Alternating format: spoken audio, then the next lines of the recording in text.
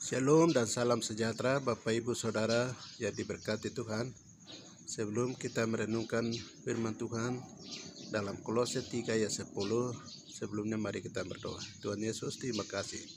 Sebelum kami melakukan pekerjaan-pekerjaan sepanjang hari ini, kami melandasi dan mendasari renungan firman-Mu. Tuhan berkati kami waktu ini. Dalam nama Yesus kami berdoa dan mengucap syukur kepadamu. Haleluya. Amin.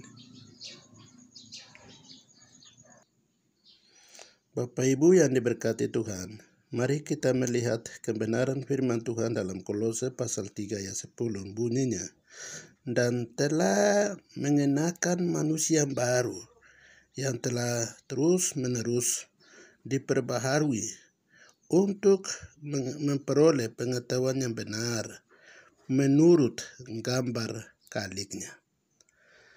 Berdasarkan ayat ini, kita belajar topiknya adalah karya seni Allah, atau kata lain, gambar Allah, karya gambar Allah, atau kata lain juga adalah lukisan Allah. Apa itu lukisan dan gambar Allah? Lukisan dan gambar Allah berdasarkan Kejadian pasal 1 ayat yang ke-26, 27 dan 28 berkata, marilah kita menciptakan menurut gambar dan rupa kita. Dan ayat ke-27, gambar dan rupa itu adalah laki-laki dan perempuan. Ayat 28, gambar dan rupa laki-laki dan perempuan diberkati oleh Allah sendiri di Taman Eden. Dan tujuannya untuk berkembang biak penuhi bumi ini. Kejadian 1 dan 2 itu adalah kebenaran Allah yang disebut 2% atau 20%. Kejadian 3 sampai Wahyu 22 adalah kebenaran itu dinodai dan manusia berfokus untuk tawaran iblis. Dengar daripada kebenaran itu dipertahankan, mengakibatkan manusia pertama jatuh dalam dosa. Turun-temurun sampai hari ini hidup dalam dosa. Karena itu dari ayat ini mendorong kita terus menerus memperbaharui. Itu kata kunci dari bagian ini. Terus menerus diperbaharui. Ada dua hal penting dari kebenaran ini. Sebagai manusia yang gambar Allah. Yang pertama adalah telah mengenakan manusia baru. Bapak Ibu Saudara, kata telah sudah mengenakan manusia baru. Ketika kita mengaku Yesus Tuhan dan Juru Selamat pribadi, manusia lama itu sudah tinggalkan dengan cara pertobatan kita masing-masing. Berbagai macam cara untuk bertobat, mengakui kesalahannya. Apakah lewat pendengaran firman Tuhan, lewat pujian, lewat kesaksian, dan sebagainya. Bapak Ibu, firman Tuhan bagian ini mendorong kita.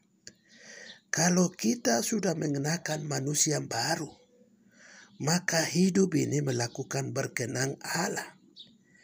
Karena Yesus korban di atas kayu salib, lahir, mati, bangkit, beri kemenangan, naik ke surga, pengharapan dan akan datang jemput. Orang-orang yang benar-benar hidup baru itulah akan dijemput. Ada masih hidup dalam dunia lama, kelakuan lama, manusia lama. Diperhatikan di ayat yang ke-5 sampai dengan ayat yang ke-9 di atas. Menjelaskan adalah hidup, kelakuan dan sifat manusia lama. Banyak catatan di sana bisa dibacakan. Salah satunya adalah hidup jangan karena menuruti hawa nafsu. Bapak Ibu Saudara yang dikasih Tuhan, tinggalkan semua itu, kenakan atau mengenakan manusia baru. Supaya terus menerus diperbaharui. Karena kita menuju kesempurnaan, bukan sudah sempurna. Sekali percaya Yesus dan sudah jadi sempurna, tapi ingat bahwa kita hidup dalam dunia ini. Dunia yang penuh dengan noda dan dosa ini. Dan kita pasti akan menuju ke sempurna itu sampai di tempat sempurna yaitu surga abadi. Lalu kita langsung sempurna.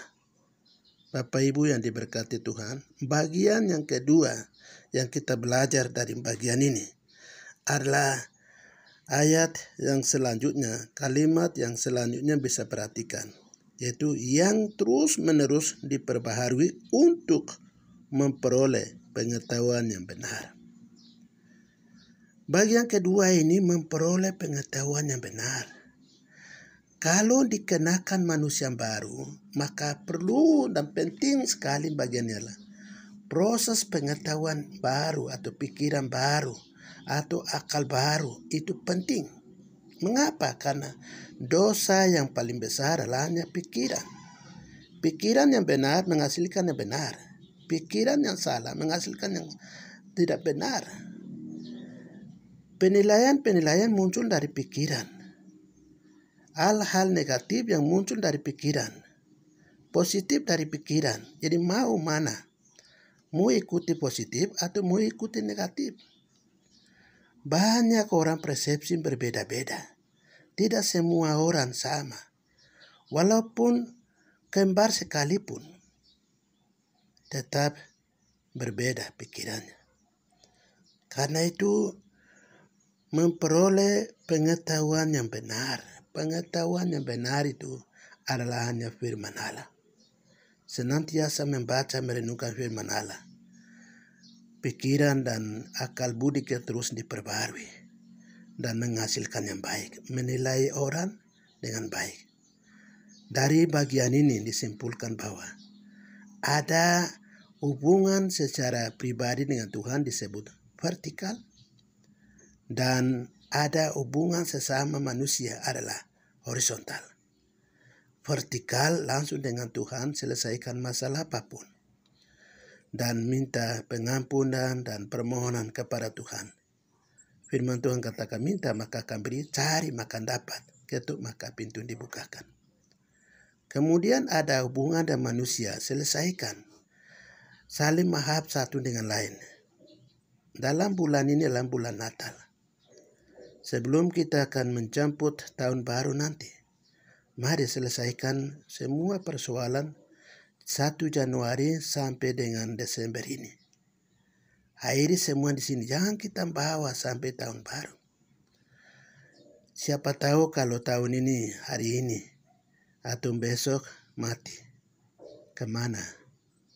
Menuju neraka atau surga? Pertanyaan ini harus jawab dalam diri kita. Kalau kita sudah mengenakan manusia baru, kita sudah memperoleh pengetahuan yang benar. Saya percaya kita bersama Yesus dalam kerajaannya. Mau surga atau neraka, ada padamu pilihan kesempatan waktu ini. Percaya dan bertobat Yesus Tuhan dan Juru Selamat pribadi. Amin. Mari kita berdoa. Tuhan Yesus, kami ini atau manusia yang ada di seluruh dunia ini adalah karya senimu, gambarmu, ciptaanmu menurut gambar dan rupamu. Karena itu yang Bapa perbaharui terus menerus dalam kehidupan kami yang baru bersama Engkau. Yang lama selalu muncul karena kami hidup di dalam dunia. Tapi Tuhan, beri kami kemampuan untuk bisa mengendalikan itu. Terus menerus datang kepadamu supaya Engkau memperbaharui kami. Memproses kami sampai proses kesempurnaan dalam kerajaan Allah.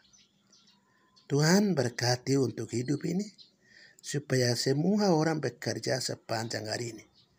Sesuai tugas dan profesi yang Tuhan taruh di atas pundak mereka masing-masing. Dilaksanakan dan dikerjakan sepanjang hari ini.